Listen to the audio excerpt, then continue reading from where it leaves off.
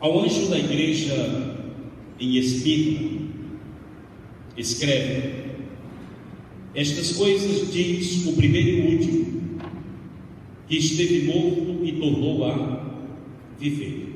Só uma pausa aqui, irmãos. Quando você lê as 7 cartas, todas elas, você vai ver que o Cristo ele começa se apresentando para a igreja, dizendo quem é que está mandando a mensagem. E para cada igreja ele se apresenta conforme a necessidade de cada uma delas. Ontem, por exemplo, antes de ontem, nós falamos da igreja de Sardes, que era a igreja que tinha nome que estava vivo, mas na verdade está morta. Foi somente para essa igreja que o Cristo se apresentou como aquele que tem os 7 Espíritos de Deus. 7 em Apocalipse tem a ideia de todo, daquilo que é completo. A gente aprendeu que era a ideia do número da perfeição, e de fato é, mas não da perfeição no sentido de ser divino. Por que não? Porque o dragão, que é Satanás, em Apocalipse, tem 7 cabeças. A besta que sobe do mar, que é o anticristo, também tem 7 cabeças. Então 7 não pode ser perfeição no sentido de divino, mas é perfeição no sentido de plenitude, daquilo que é completo, daquilo que é total. Então, quando ele se apresenta como aquele que tem os 7 Espíritos de Deus, ele estava dizendo que ele era aquele que tem a plenitude do Espírito. Quem adquiriu o meu livro, O Cordeiro de Deus, vai ter lá um capítulo específico sobre essa questão dos 7 chifres, dos 7 Espíritos, onde o Cristo se apresenta. Então ele se apresentou para a igreja morta como aquele que tem a plenitude do Espírito Santo. Por quê? Porque quem pode dar vida a igrejas mortas é o Espírito Santo, não tem outro meio. Aqui como é que ele se apresenta para Esmirna? No versículo 8, ele se apresenta como o primeiro e o último, e se apresenta como aquele que esteve o quê? Morto e tornou a viver. Por que ele se apresentou assim para essa igreja? Como aquele que esteve morto, mas venceu a morte, tornou a viver. Você vai entender por quê em seguida. Verso 9: conheço a tua tribulação e a tua pobreza, mas tu és rico, e a blasfêmia dos que a si mesmos se declaram judeus e não são, sendo antes sinagoga de Satanás. Não temas as coisas que tens de sofrer. Eis que o diabo está para lançar em prisão alguns dentre vós, para ser dispostos à prova, e tereis tribulação de 10 dias. Ser fiel até à morte, e dar-te-ei a coroa da vida. Capítulo 2, versículo 13, para a igreja de Pérgamo. Conheço o lugar em que habitas, onde está o trono de Satanás, e que conservas o meu nome e não negaste a minha fé, ainda nos dias de Antipas, minha testemunha, meu fiel, o qual foi morto entre vós, onde Satanás habita. Alguns crentes já diriam: o sangue de Jesus. A igreja estava habitando num condomínio fechado, onde Satanás tem o seu trono. Complicado, né? Mas vamos lá. Capítulo 3, verso 8 ao 9, para a igreja de Filadélfia. Conheço as tuas obras, e eis que tenho posto diante de ti uma porta aberta, a qual ninguém pode fechar. E tens pouca força, entretanto guardaste a minha palavra e não negaste o meu nome. Eis que farei que alguns dos que são da sinagoga de Satanás, desses que a si mesmos se declaram judeus e não são, mas mentem, eis que os farei vir e prostrar-se aos teus pés e conhecer que eu te amei. Capítulo 6, versículo 9 ao 11. Abertura do 5º selo. Quando ele abriu o 5º selo, vi debaixo do altar as almas daqueles que tinham sido mortos, por causa da palavra de Deus e por causa do testemunho que sustentavam. Clamaram em grande voz, dizendo: até quando, ó soberano Senhor, santo e verdadeiro, não julgas nem vingas o nosso sangue dos que habitam sobre a terra? Então a cada um deles foi dada uma vestidura branca, e lhes disseram que repousassem ainda por pouco tempo, até que também se completasse o número dos seus conservos e seus irmãos, que iam ser mortos como igualmente eles foram. Você pode voltar para o capítulo 2. Irmãos, esse tema, proclamação do Evangelho, perseguição e martírio, ele está, vou pegar aqui só o Novo Testamento, mas existe uma estreita relação entre a proclamação fiel do Evangelho e a perseguição. Caminham juntas, é inseparável. Proclamação fiel do Evangelho e perseguição, que muitas vezes vai desembocar em martírio. Vou passar aqui um exercício para vocês fazerem ao longo do ano. Leiam o livro de Atos dos Apóstolos, são 28 capítulos. Quando você lê o livro de Atos dos Apóstolos, especialmente a partir do capítulo 2, com o derramamento do Espírito Santo, você vai perceber a seguinte sequência: proclamação do Evangelho, oposição, perseguição e crescimento. Está em todo o livro. Proclamação do Evangelho, oposição, perseguição e crescimento. Tudo caminha junto. A gente é acostumado, como igreja brasileira, a pegar mais a ideia de crescimento em termos de bonança. Mas no Novo Testamento, o crescimento da igreja se deu exponencialmente em termos de perseguição. Mas eu não vou tratar de Atos aqui. Vocês vão passar como exercício para vocês perceberem essa sequência. O próprio Jesus, quando ele proferiu as bem-aventuranças, a última bem-aventurança dele foi qual? Bem-aventurados os que são o quê? A igreja brasileira vai dizer sangue de Jesus, Jesus. Como é que você tem um negócio desse? Bem-aventurados os que são perseguidos, e ele vai dizer por causa da justiça, e aí ele aplica aos discípulos: bem-aventurados sois vós, quando vos injuriarem e mentindo disserem todo mal contra vós. Façam o quê? Se revoltem, se mobilizem, entrem no ministério público, busquem os seus direitos, briguem. Foi isso que ele falou? Alegrai-vos e exultai-vos. Primeiro, porque assim perseguiram os profetas que foram antes de vós, ou seja, vocês são a sucessão dos grandes e fiéis profetas de Deus ao longo da história. E alegrai-vos e exultai-vos, não porque o pessoal lá que está perseguindo vão para o inferno, mas alegrai-vos e exultai-vos porque grande é o vosso galardão no céu. Então, o próprio Cristo fala disso. No sermão profético, que é Mateus 24, você vai perceber essa estreita relação entre: e este evangelho no reino será pregado em testemunho a todas as nações, e então virá o fim. Se você voltar um pouquinho, ele diz: olha, sereis odiados de todos por causa do meu nome, vos matarão. Aí a gente, sangue de Jesus. Então, essa estreita relação está em todo o Novo Testamento, entre a pregação do Evangelho fiel, diga-se de passagem, a oposição, perseguição, que vai redundar em martírio. Quando você olha para o livro de Apocalipse, a primeira coisa que você tem que observar é o que está por detrás do livro. Então nós vamos começar pela igreja que a gente viu, que a gente deu uma olhada nela na sexta-feira à noite, a igreja de Pérgamo. Dê uma olhada no capítulo 2, versículo 13. No capítulo 2, versículo 13, Jesus disse para aquela igreja: conheço as tuas obras, melhor, conheço o lugar em que habitas, que é onde está o quê? Onde está o quê? Veja, para 5 igrejas, Jesus disse: conheço as tuas obras.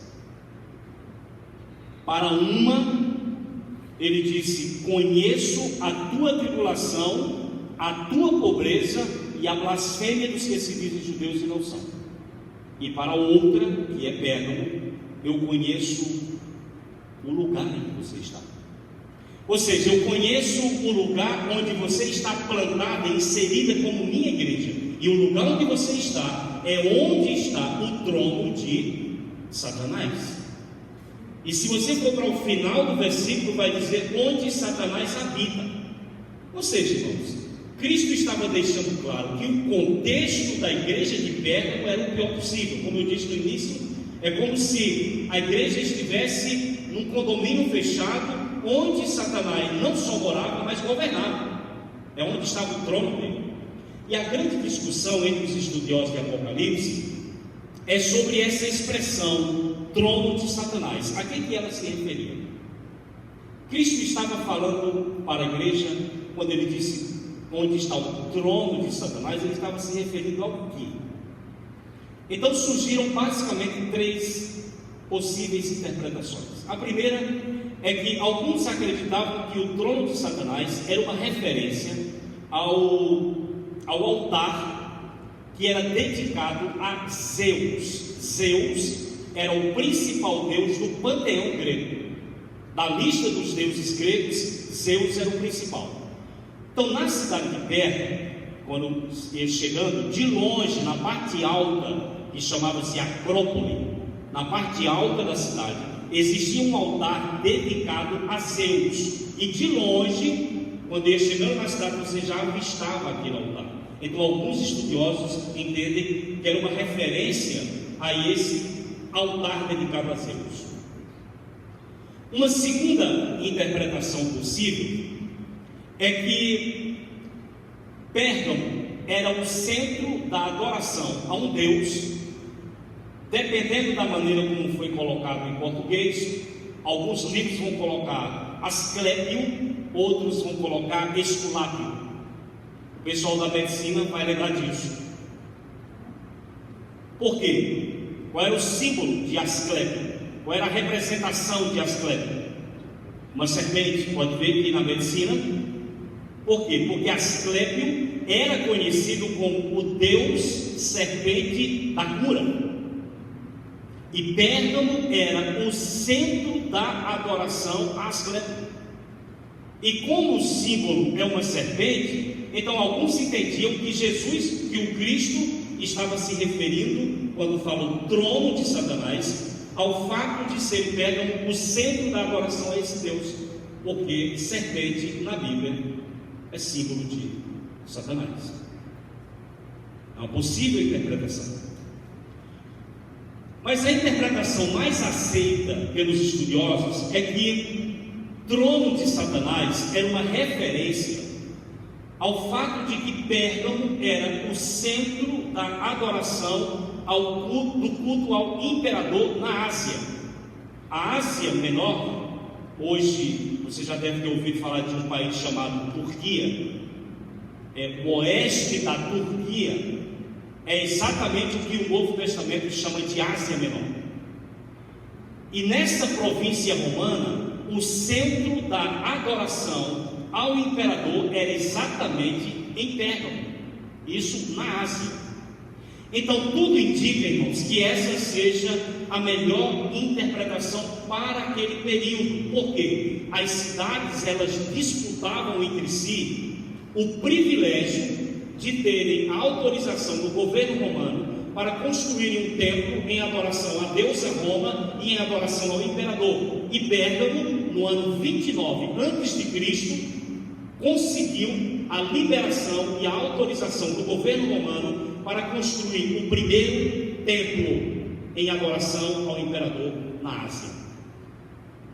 Então tudo indica que quando Jesus disse isso, ele estava dizendo: olha, onde você está, a coisa aí é bem complicada. Onde você está é o centro da adoração ao imperador, e a pressão em cima de vocês era grande. Por que, irmãos? Preste atenção nisso, porque isso serve para nós brasileiros. Há uma estreita relação entre governos que querem exigir para si aquilo que é exclusivo da divindade, aquilo que é exclusivo de Deus. E os imperadores romanos, a partir de Augusto, na morte deles, o Senado aprovava algo do tipo: olha, esse aqui era Deus, e na morte do imperador ele era considerado Deus pelo Senado, e Roma passava a adorar. Isso foi crescendo. Como é que entrou o culto ao imperador? Porque se pensava o seguinte: ora, Roma trouxe muita coisa boa para o mundo, tipo, havia um tempo de relativa paz, estradas pavimentadas, muitos benefícios. Então o que a população passou a entender? Se o imperador, que representa o poder de Roma, ele traz muitos benefícios para a população, só pode existir nele algo divino. Daí partir para o culto ao imperador. Só que era só quando o cara morria. Só que depois, eles passaram a exigir adoração vivos, em vida. Então a igreja foi colocada, os cristãos foram colocados nessa situação. Por quê? Porque a adoração ao imperador, lembrem, Roma dominava o mundo e era uma diversidade, irmãos, de cultura, de deuses que Roma tinha que dominar. Qual era o único ponto que fazia com que todas essas províncias se tornassem coesas, unidas, em torno de uma única coisa? O que era? A adoração ao imperador. Então Roma permitia que os povos adorassem seus deuses tranquilamente, contanto que adorassem o imperador. Quem naquela época rejeitaria a adoração ao imperador? Só tinha dois povos, melhor dizendo, judeus e cristãos. Por isso que os judeus é o único povo dominado por Roma, onde eles permitiam esse culto, essa liberdade de culto para os judeus, e não exigiam deles a adoração ao imperador, porque sabia que isso era problema sério, se exigisse dos judeus. Então os judeus, o judaísmo era considerado na época uma religião lícita. Aí vem o cristianismo. Qual era a confissão de fé no Império Romano? César é o Senhor. Aí vem os cristãos dizendo quem? Não é César, é um menino que nasceu na periferia da Galileia, que viveu na periferia da Galileia, porque ele vive em Nazaré, mesmo tendo só nascido em Belém, que era na Judéia. Era um menino judeu, filho de um carpinteiro, simples, ele é o Senhor, e não o César. Irmãos, isso era uma coisa absurda para aquela época. Então o que faziam? Os cristãos passaram a ser perseguidos e mortos. Então volte para o capítulo 2, verso 13. Essa perseguição ideológica, porque quem não adorava o imperador era considerado alguém desleal ao império, era um antipatriota. Então no verso 13, o que é que diz aí? Conheço o lugar em que habitas, onde está o trono de Satanás, conservas o meu nome e não negaste a minha fé, ainda nos dias de quem? De quem? De Antipas, que Jesus chamou de quê? Minha fiel testemunha. E o que é que diz? Foi morto. Onde? Onde Satanás habita. Ou seja, a perseguição ideológica, que era a exigência e o reconhecimento de que o imperador era Deus, desembocou numa perseguição física e num martírio. Nós não sabemos ao certo quem foi Antipas, nós não sabemos ao certo porque não temos relato como foi que ele morreu, mas há uma tradição da igreja que diz que Antipas foi fritado, literalmente, vivo, numa chapa quente, por causa de sua fé. É o primeiro mártir assim reconhecido e visto na Ásia Menor, exatamente como resultado da sua fidelidade a Cristo, fidelidade no testemunho. Então, passando aqui, senão eu vou gastar muito tempo, os irmãos já perceberam isso, há essa perseguição por parte dos romanos. Mas eu quero que você olhe para Esmirna, no capítulo 2, versículo de número 9. O que acontece aqui em Esmirna? Conheça a tua tribulação, a tua o quê? Pobreza, aí entre parênteses, que é uma cláusula assim para dizer, ó, materialmente você é pobre. Eu sei que você é pobre, mas tu és. Mas ele disse que conhecia o que mais? A blasfêmia de quem? A blasfêmia de quem? Daqueles que a si mesmos se declaram judeus e não são. Na verdade são o quê? Sinagoga de Satanás. Aí Jesus foi pesado, né? Porque os judeus se consideravam povo de Deus, mas Jesus os chamou de sinagoga de Satanás. Por quê? Porque esses judeus, Cristo disse, eu conheço a tribulação de vocês, a pobreza de vocês e conheço a blasfêmia deles. Ou seja, eles levantam contra vocês acusações caluniosas para provocar a perseguição a vocês. Então a igreja não só era perseguida pelo Império Romano, mas ela sofria perseguição por parte da comunidade judaica. Mas observe essas três palavrinhas que caminham juntas aqui: tribulação, pobreza, blasfêmia. Entenda blasfêmia aqui não como uma blasfêmia proferida contra Deus, mas entenda blasfêmia aqui como uma acusação caluniosa levantada contra o povo de Deus. Essa é a ideia. Agora, por que tribulação e pobreza estão juntos? Tem uma razão de ser. Havia uma perseguição, e dentro da perseguição existia o confisco dos bens dos cristãos. Vocês estão percebendo como para nós está uma maravilha? Os cristãos tinham os seus bens confiscados pelo crime de serem cristãos. Só isso.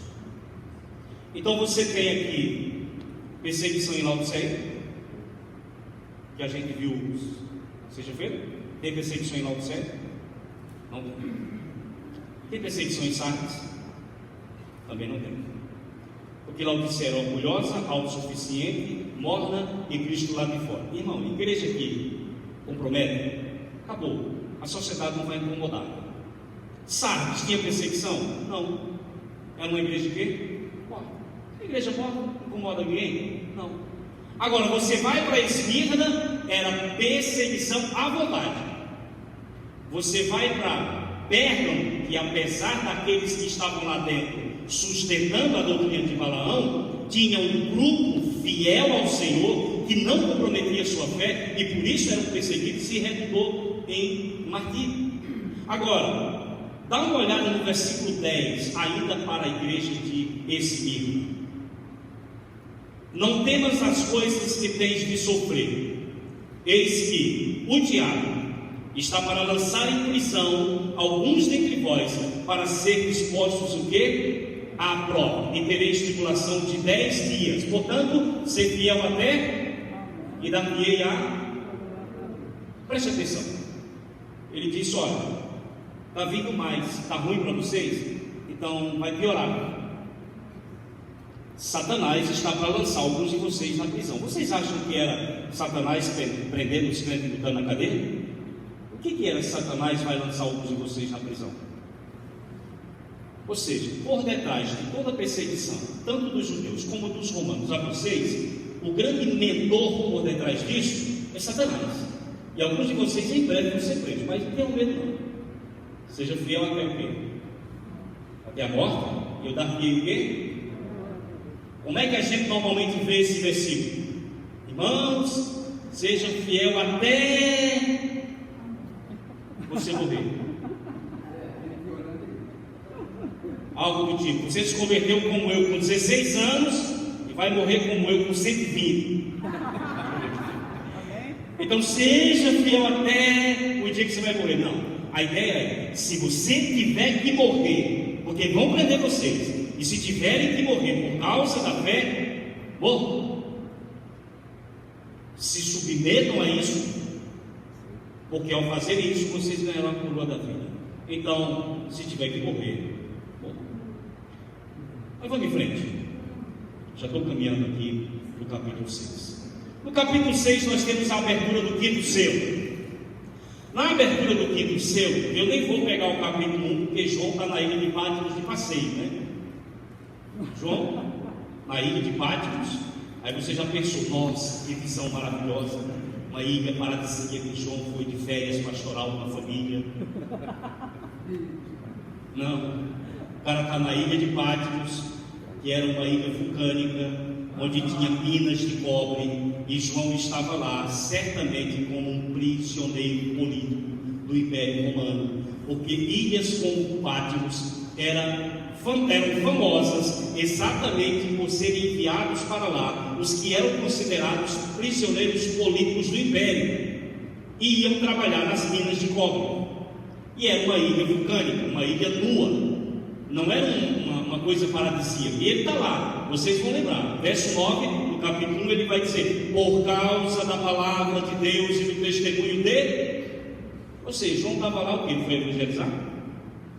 Não. Ou seja, em Éfeso, e ele era pastor, foi considerado um subversivo. Por quê? Porque estava dizendo que Jesus é o Senhor. Então o governo da Ásia fez o quê? É um concorrente do Império Romano. Está dizendo que Jesus é Senhor? Pega, é um subversivo, manda para a ilha. E foi. Nem vou entrar por aí. Agora, veja o capítulo 6, verso de números 9. Você tem a abertura do quinto selo. Acompanhe, por favor, sem olhar para mim, só olhando para o texto para a gente adiantar.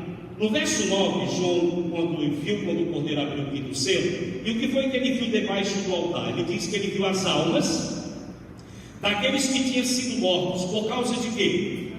Da palavra de Deus e por causa do... Ou seja, as almas daqueles que foram mortos porque estavam pregando a palavra de Deus e testemunhando de Jesus. Foi o que João viu. E essas almas, no verso de número 10, estavam conscientes, obviamente, e fizeram um clamor. E qual foi esse clamor? Até quando, ó soberano Senhor, santo e verdadeiro, não vingas nem julgas o nosso sangue dos que habitam sobre a terra? Ou seja, tem uma turma aí que derramou o nosso sangue, que nos matou, porque nós somos cristãos, e até agora o Senhor não fez nada. Até quando você vai deixar esse pessoal sem a devida punição? Ou seja, eles entendiam que havia uma demora. Agora preste atenção na palavra de consolo que foi dada para essas almas debaixo do altar, no verso 10. Qual foi a 11? Palavra de consolo. Então, a cada um deles foi dada uma vestidura branca, e lhes disseram que repousassem ainda por um pouco tempo. Até quando? Até que também se completasse o número de seus conservos e seus irmãos, que iriam ser mortos como igualmente eles foram. Viu o consolo? Segura a onda aí, aguarda um pouquinho, tem mais gente para morrer, ainda não completou o número, falta ainda. Quando completar o número dos que vão morrer por causa da fé, aí eu resolvo a questão, mas ainda falta. A mensagem não foi uma mensagem de fuga, mas foi uma mensagem que diz: aguentem firmes, segurem aí, vocês já estão partindo mesmo, descansem aí, porque tem mais cristãos para morrer como vocês foram. Irmãos, convenhamos, quantas vezes você ouviu esse tipo de pregação nas nossas igrejas, principalmente nas igrejas da mídia? Quem vai ficar numa igreja dessa, pelo amor de Deus? Quem vai querer, pastor Modesto? Se o senhor começar a pregar esse negócio aqui, o pessoal vai embora. Porque nós fomos treinados teologicamente para não passarmos por isso, para não enfrentarmos isso. Nós fomos treinados dessa maneira. Mas eu quero deixar claro, não foi Cristo que nos treinou desse jeito, não. Foi o pessoal aí. Eu não vou dizer o nome, mas eles treinaram a gente para não enfrentar esse tipo de coisa. Então, meu tempo já acabou. Eu queria só aplicar algumas coisas dentro desse tema, de que onde existe, irmãos, testemunho fiel da Evangelho, pode esperar não aplauso, mas pode esperar perseguição. Deus não vai deixar de alcançar, de salvar pessoas, mas junto com isso vem a perseguição. Tem um texto que eu trabalho, Deus me deu o privilégio de cuidar dos novos convertidos da nossa igreja, já tem 15 anos que eu cuido deles. Sim, mas é 15 anos que eles são novos convertidos, não.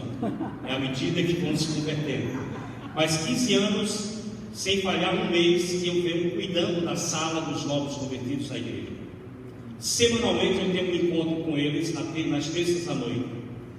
E os que não podem na terça, nos domingos pela manhã. E tem um texto que eu sempre trabalho com eles, que é Mateus 10. Eu não vou pedir para vocês abrirem, porque vocês já sabem de cabeça. Em Mateus 10, Jesus disse: olha, não penseis que eu vim trazer paz à terra. Eu não vim trazer paz, eu vim trazer a espada. Aí você diz: como é? O príncipe da paz não veio trazer paz. O príncipe da paz está dizendo que veio trazer guerra. Aí ele explica. Parece que vai tentar explicar, né? Olha, eu vim para colocar o homem contra o seu filho, o filho contra o seu pai, a nora contra a sua sogra. E aí, ou seja, eu vim para causar uma confusão no meio da família. E os piores inimigos do homem serão os da sua própria. Você já falou isso para o seu novo convertido? Não. Você já falou para o novo convertido da sua igreja que Cristo veio causar divisão e que Cristo não veio trazer paz e que Ele veio provocar um problema grave na relação familiar? Porque todos nós que um dia nos convertemos e a família não é crente, passou por isso, em níveis diferentes, em graus diferentes, mas passamos por isso.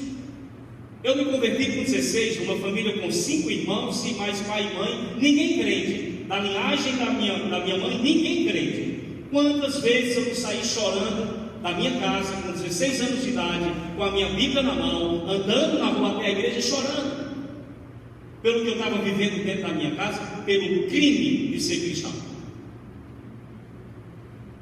Então as pessoas precisam ser preparadas para isso, irmãos, porque a explicação é simples. Por que é simples? Não é que Jesus veio propositadamente provocar isso, mas é porque agora, Paulo diz, você foi transportado, Deus nos transportou do império das trevas para o reino do Filho do seu. Então você é arrancado do reino das trevas e é transplantado no reino da luz. Obviamente, o que vai acontecer?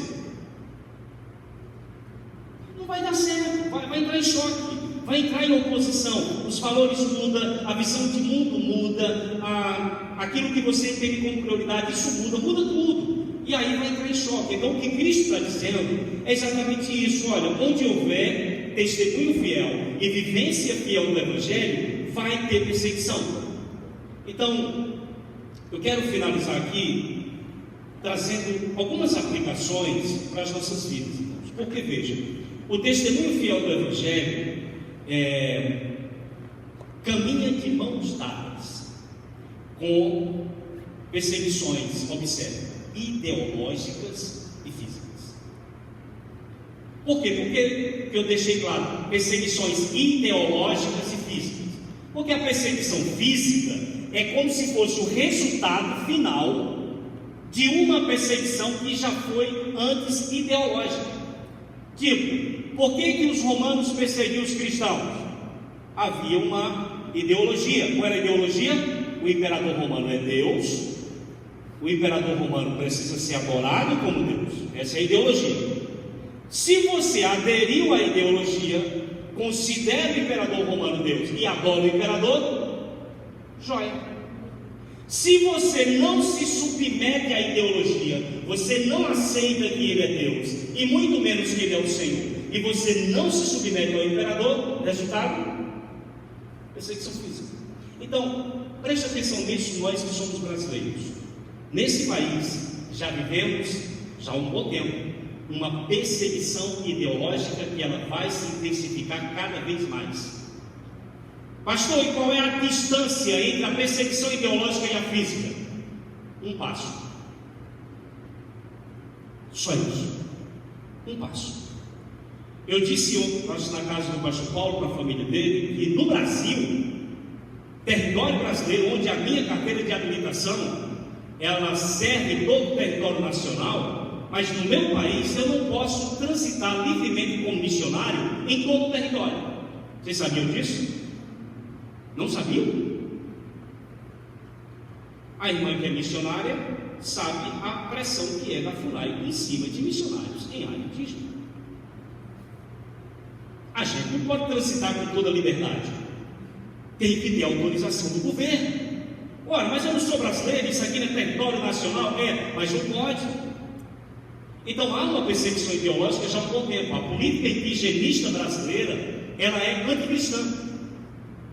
E mais, você pode acrescentar aqui aquilo que já está às portas, está aqui, diante dos nossos olhos. Antes de ontem saiu a reportagem no meu estado. Isso já teve uma repercussão nacional. Foi antes de ontem. Que a manchete era a seguinte: intervalos bíblicos em escolas entram na mira do Ministério Público de Pernambuco após denúncia do Sindicato de Trabalhadores em Educação de Pernambuco. Sabe aqueles intervalos que os alunos fazem leitura bíblica e reunião do Bíblia orar? O Ministério Público foi acionado para impedir que isso aconteça nas escolas, no espaço público. O mesmo Ministério Público que não impede que a droga seja vendida dentro da escola. O mesmo Ministério Público que não impede que a ideologia de gênero, que é uma loucura, seja ensinada nas escolas. Agora quer impedir que alunos que voluntariamente, eles não são obrigados, mas voluntariamente se reúnem para ler a Bíblia e orar, não façam mais isso. Acionaram agora o Ministério Público, que já está na mira as escolas do estado de Pernambuco, para proibirem que isso seja feito. E o que é isso, irmãos? Perseguição o quê? Ideológica. Que vai descambar em quê? Uma física. Vocês estão percebendo? Então, essa relação estreita entre evangelho fiel, pregação fiel, oposição, perseguição, ela sempre existiu e ela sempre vai existir. Ainda ontem, acho que foi antes de ontem, eu falei para o pastor Paulo e para o pastor Modesto, que no meu entendimento, o maior desafio hoje para o cristianismo não é o islamismo. Não é o islamismo. O maior desafio hoje, no meu entendimento, para o cristianismo, são os princípios da pós-modernidade, é o pluralismo, é o relativismo da verdade, porque isso está impregnado. Ou vocês nunca ouviram falar de crentes que ficam 5 anos na faculdade e nunca se identificaram como cristãos? Ora, por quê? Porque eles nunca se identificaram. Irmãos, você se identificar hoje numa sala de aula, numa universidade, como cristão, a coisa é pesada isso para você. Então, eu queria finalizar com um testemunho que a missionária lá do pastor Romulo, Cecília, ela contou, eu achei muito interessante. Tem um pastor em Belo Horizonte, muito famoso, muito conhecido, que é o pastor Jorge Linhares, acho que é da Getsemane, né? A Cecília, a esposa do pastor Romulo, contou um testemunho de que Jorge Linhares estava dando esse testemunho na igreja, por isso que é algo público, né? Onde ele foi levar o filho dele na faculdade, no primeiro dia de aula. Ele foi levar o filho. Eu não sei se era a UFMG, mas provavelmente era. Era uma faculdade pública, em Minas. Deixou o filho e foi para casa. Quando ele voltou no horário para buscar o filho, ele percebeu que o filho estava muito abatido, triste. E o pai perguntou como é que tinha sido. E ele disse: eu estou com muita vergonha. Ué, mas foi o que aconteceu? Ele disse: na primeira aula entrou um professor, e esse professor, a primeira fala dele foi perguntar: quem nessa sala aqui é cristão? Foi a primeira pergunta que o professor fez para os alunos. E ele disse que ninguém levantou a mão, inclusive ele. Primeiro dia de aula. Como ninguém levantou a mão, o professor disse: porque Porque eu quero dizer para vocês que eu sou cristão. E o fato de eu ser cristão não interfere na questão do conteúdo da minha disciplina. Eu vou dar a minha disciplina normalmente para vocês. E o fato de eu ter a minha fé cristã não vai interferir no conteúdo que eu vou passar para vocês. Ele disse que ficou com muita vergonha, porque ele teve medo de se identificar no primeiro dia de aula como cristão, e foi provocado, a sala toda foi provocada a se identificar. Mas por que esse medo, irmãos? Há uma perseguição ideológica muito forte nessa nação, nesse país. Nós estamos enfrentando isso já há algum tempo. Pastor, quando é que isso vai parar? Irmãos, eu posso estar errado, mas eu acho que não vai parar. Eu acho que isso vai piorar. Nós estamos tão pressionados que muitas vezes nós temos dificuldade de falar o certo, porque hoje o certo está errado. Nós estamos com dificuldade de dizer que a grama é verde, que o normal é normal, porque quando nos identificamos como cristãos e temos princípios, nós somos os anormais. E essa pressão era muito grande em cima dos cristãos.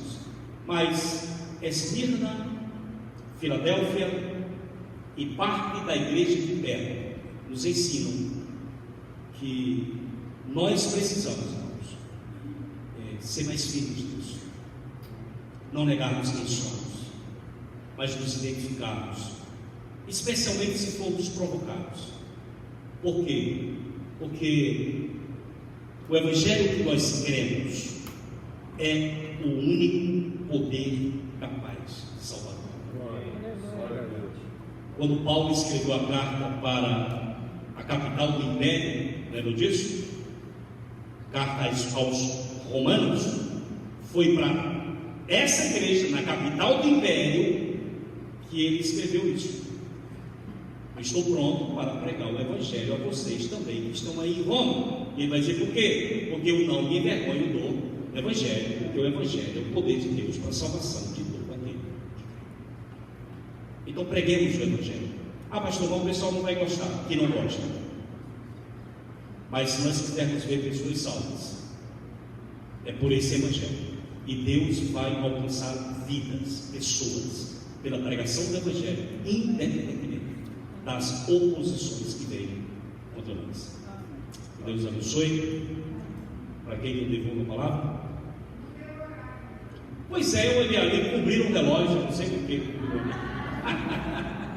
Eu tentei resumir aqui para os irmãos, mas não deu certo, eu resumi. Terminei passando. Devolvo para quem?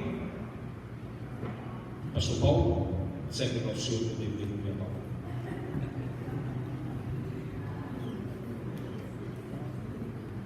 Obrigado, pastor. Eu sempre com o meu irmão, vossa dedicação ao Evangelho, para chegar aqui e gastar uma hora e pouco. Tiveram inúmeras horas de estudo e dedicação, suados, para poder ter o cabedal todo de conhecimento para transmitir a nós. Mas foi bênção, então obrigado também pelo esforço então, que antecedeu uma vida dedicada ao estudo, né? Mas foi de grande valia. Estamos todos animados, não só para seguir os conselhos, mas também para continuar estudando a Bíblia, através do exemplo do irmão de conhecimento da palavra de Deus. Pai, nós somos gratos a Ti, ó Deus, pelos Teus filhos que o Senhor envia, ó Deus, anjos do Senhor, para trazer os recados, ó Deus, que nos fazem mais espertos nessa vida, para andarmos, ó Deus, segundo os Teus propósitos e ser misericórdia e graça do Senhor para com a Tua igreja chamada. Nós estamos felizes, gratos, desafiados e queremos, ó Deus, dar os passos que o Senhor nos convoca e que possamos ser achados, ó Deus, fiéis naquilo que temos aprendido, que tem sido oferecido e que temos bebido, ó Deus, nesses dias. Pedimos ainda a Ti que o Senhor continue, ó Deus, falando conosco hoje à noite, que possa, ó Deus, ser de grande valia para os Teus propósitos, que agrade ao Teu coração, que possa a nossa meditação, a Tua palavra e nossas vidas, a reflexão, ser agradável a Ti, ó Deus. Então estamos assim entregues às Tuas mãos. Dá-nos bom ensaio, dá-nos bom almoço de domingo, família, descanso, e bom tempo de oração às 18 horas, bom tempo, a Deus, também de meditação e culto congregacional hoje à noite. É o que nós te rogamos, pedimos, em nome de nosso Senhor Jesus Cristo. Amém. E a congregação disse assim: Amém. Amém. Glória a Deus. Graças a Deus. E sai, né? O pessoal aqui pediu.